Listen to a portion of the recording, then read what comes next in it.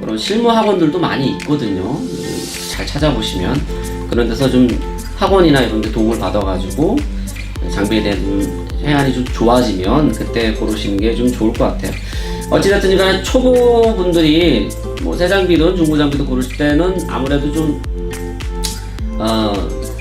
가격, 이 장비에 대한 유지비나 그 다음에 정비성 이런 것들, 그 다음에 내 뭐 또 취향도 중요하니까 그런 것들을 고려하신 다음에 장비를 선택하시는 게 좋아요. 뭐 이걸 뭐 덜컥 사기는 좀 그렇게 부담스러운 부분이 있거든요. 그래서 중고 장비를 보시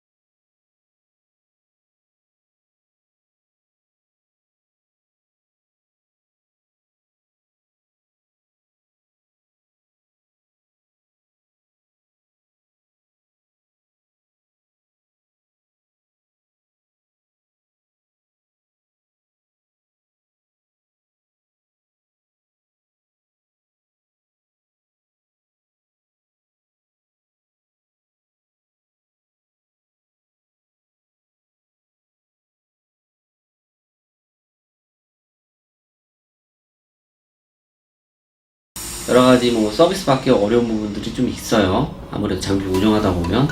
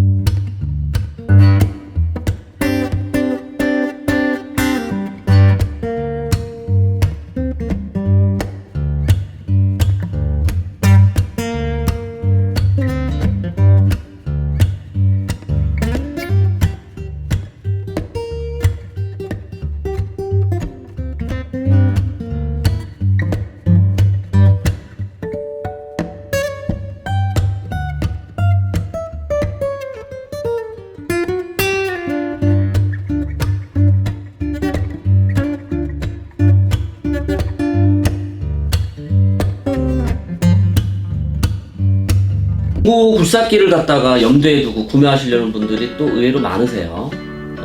이제 보통 그런 분들이 공통적으로 두 가지 정도 이렇게 물어보시는 경향이 있는데, 첫 번째가 중고 가격인데 왜 이렇게 비싸냐 이런 평가를 많이 하세요. 뭐 자동차나 이런 다른 내구 소비자에 비해서 좀 비싸다는 평이 있고, 그 다음에 이제 그 어느 가격대, 어느 연수에 장비를 사야 될지 이런 것들 많이 물어보세요. 보통 그 첫 번째 그 가격적인 면에서는 아무래도 이제 그 가격이 중고 가격이 조금 비쌀 수밖에 없는 상황이 좀 있습니다.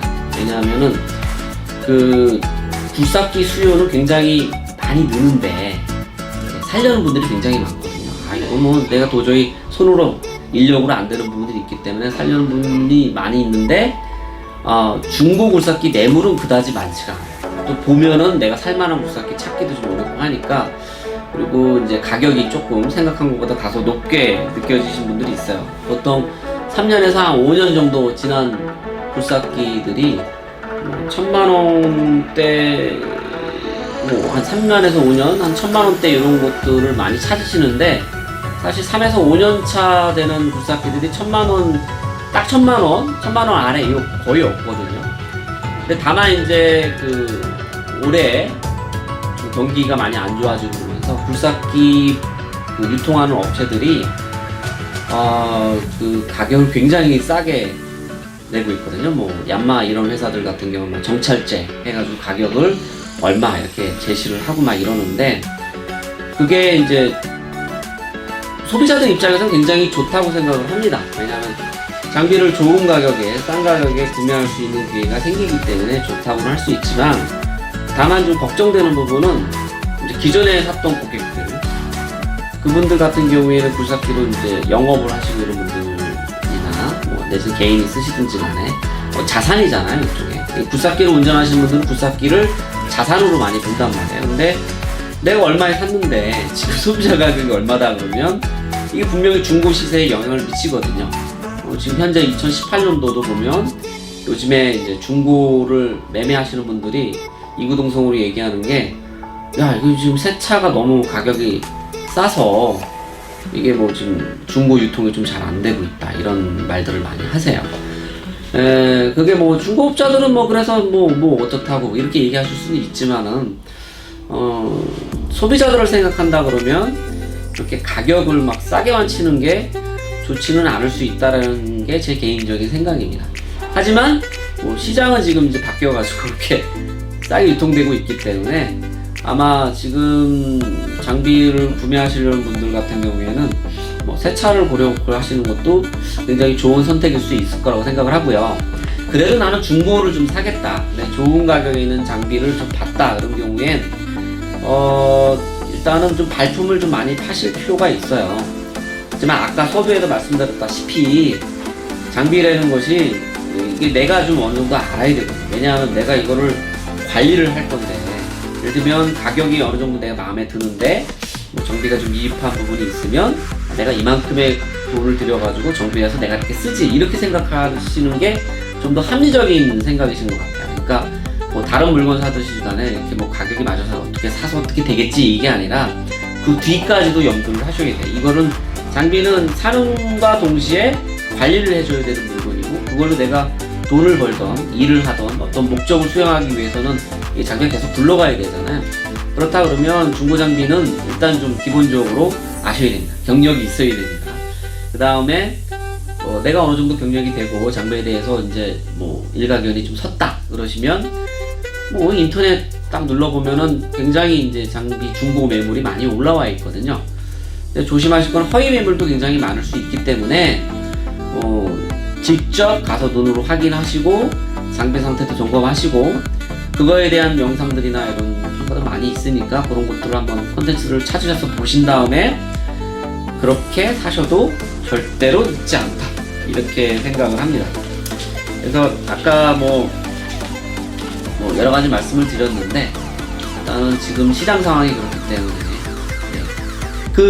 예를 들어서 아까 좀 부연 설명을 드리면, 내가 시장 점유율이 1위야 업체로서, 그러면 분명 거기에 해당 소비자들이 그만큼 찾아줬고 선호해줬다면 반대급부로 거기에 대한 세금이 또 분명히 있다고 생각을 하거든요. 어찌됐든지 간에 소비자들 장비 사시는 입장에서는 뭐 좀 좋은 상황이고요. 기존에 갖고 계셨던 분들은 좀 그렇고, 뭐 마찬가지로 중고 가격도 떨어지고 있으니까 장비를 장만하시기에는 좋을 때가 아닌가, 이런 생각을 갖고 있습니다.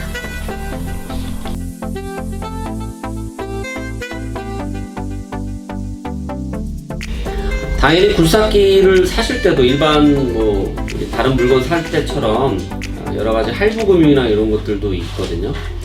그래서 보통 뭐 구매하시는 방법은 굉장히 다양한데, 현금으로 구매하시는 분들도 있고, 뭐 카드나 내지는 뭐 융자 받는 분들도 계세요. 융자는 농기계 같은 경우에는 정부에서 융자도 해주거든요. 그런 융자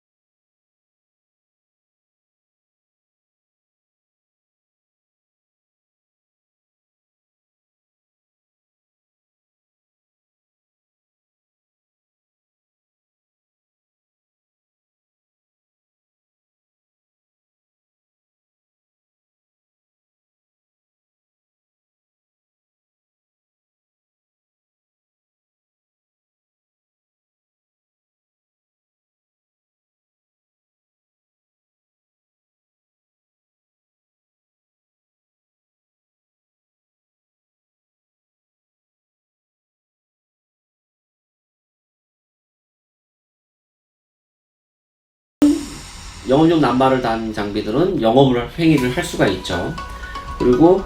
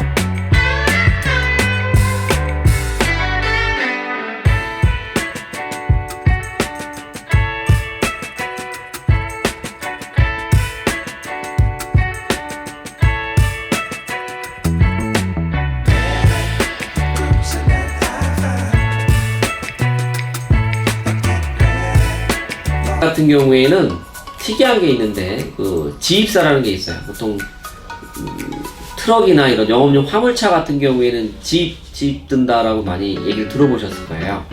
그래서 여기 지입사라는 게 사실은 법률 용어는 아니에요. 법률 용어는 아니고 법조문에 어딜 가도 지입이란 말은 없고, 이게 뭐냐 하면 건설기계를 갖다가 내가 자가용이든 영업용이든 뭘 증빙을 해야 되냐면, 내가 여기서 차를 둘 주차장에 대한 거, 주기장이라고 그러거든요. 주기장을 증명을 해야 됩니다. 그러니까 나는 자가용인 사람은 뭐 내가 내 땅이 있든 아니면 임차에 있든 뭐 상관이 없어요. 아니면 내 땅이 아니어도 돼요.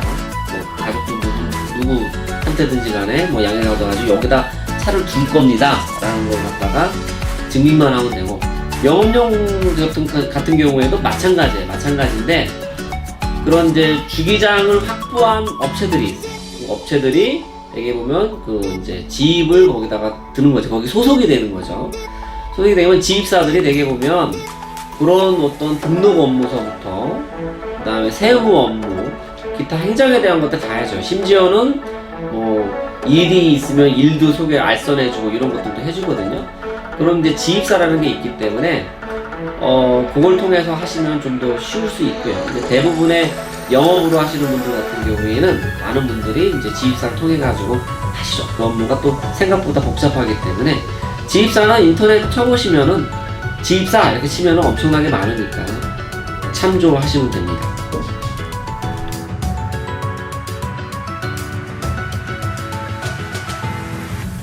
네, 이제 등록까지 다 하셨으면 장비를 이제 유지를 할 때 또 역시 비용이 들거든요. 이제 중고 장비 같은 경우에는 이제 AS가 따로 없어요. 한 달 정도 이렇게 안 해주고요. 신차 같은 경우에는 뭐 1년에 2,000시간 정도 표준적으로 뭐 이게 좀 서비스 패키지를 AS 기간 연장하는 이런 걸 따로 별도로 구매하실 수 있는데, 그런 걸 하시면은 뭐 2년 3,000시간 되는 경우도 있고요. 그래서 이게 과연 그러면은 내 굴삭기를 사면은 한 달에 비용이 얼마만큼 드는지 한번 생각해 보셔야 될 필요가 있죠. 근데 대개 보면 그러니까 뭐 서비스 기간을 안 받는 조건으로 이게 일반적으로 그냥 계산을 해보면 어느 정도 되냐면, 이제 뭐 여러 가지 체크 포인트들이 있을 수 있죠. 뭐 엔진 오일이나 또 굴삭기 같은 경우에 유압유라는 걸로 움직이기 때문에 유압유 필터, 유압유 자체도 갈아야 되고, 그 다음에 뭐 여러 가지 뭐 또 에어 필터, 이게 이 엔진 자체가 자동차 엔진하고 좀 틀려요. 그래서 굴삭기 엔진들은 그냥 런러더형 엔진이라고 하거든요. 그러니까 서 있는 기간이 좀 많잖아요. 그러다 보니까 좀 엔진 자체가 토크나 이런 걸 좋게 하기 위한 그런 엔진의 특성이 많아요. 그러다 보니까 에어 필터가 상대적으로 좀 많이 커요. 서 있는 게, 그러니까 흡기되는 게 먼지나 이런 것도 유입이 많으니까. 그래서 에어 필터들도 보통은 이제 뭐 에어 클리너나 이런 걸로 이렇게 컴프레셔에 불어가지고 쓰시는 경우가 대부분이고요. 근데 그것도 또 많이 하면은 낡아가지고 다시 갈아줘야 됩니다. 그런데 그런 것들도 다 비용일 수가 있죠. 여기 보면 이제 엔진 오일 같은 경우에는 그 자동차하고 틀리게, 자동차는 이제 키로수로 얘기하는데 굴삭기는 이제 시간으로 보통 얘기를 하거든요. 그래서 뭐 이제 엔진 오일은 뭐 500시간마다 한번 갈아라, 유압류 전체는 뭐 한 2000시간마다 한번 갈아라, 뭐 내지는 뭐 처음 샀을 때 몇 시간에 어떻게 갈아라, 이런 게 다 매뉴얼 보면 있어요. 그걸 놓고 이제 계산을 해보면 내부 연한을, 그러니까 총 장비를 사서 폐차할 때까지의 연한을 국가에서 한 8년 정도로 보거든요. 보통 기업들은 한 5년 정도 보고요. 8년을 잡고 1년에 쓰는 비용을 한번 대략 계산을 해보면 100만원 정도 들어간다고 보시면 돼요. 한 달에 과연 얼마냐? 그러면 한 달에는 한 9만원, 8만원 이 정도 된다고 보시면 됩니다. 그러니까 비용이 이렇게 많이 드는지는 않는 특성이죠. 요거는 이제 영업을 뛴다는 가정하에, 이제 거기는 이제 요거는 사실은 어떻게 보면 좀 무난한 경우에인 거고, 그 외에 뭐 큰 수리를 해야 된다거나 이러면 좀 더 들 수는 있는데, 그거 어느 정도 계산을 넣은 거거든요. 그러면 대개 보면 그 정도 든다고 보시면 돼요. 그러니까 처음에는 거의 또 안 들기도 하고요. 그래서 아까 말씀드렸다시피 그 서비스가 되는 신차 같은 경우에는 이제 요새 이제 워런티 기간이 잘해주거든요. 그거 이용해서 하면 비용이 또 절감될 수 있는 부분도 있을 수 있어요. 굴삭기는 기본적으로 이렇게 큰 비용 안 들고도 운용할 수 있는 게 굴삭기라고 생각이 듭니다.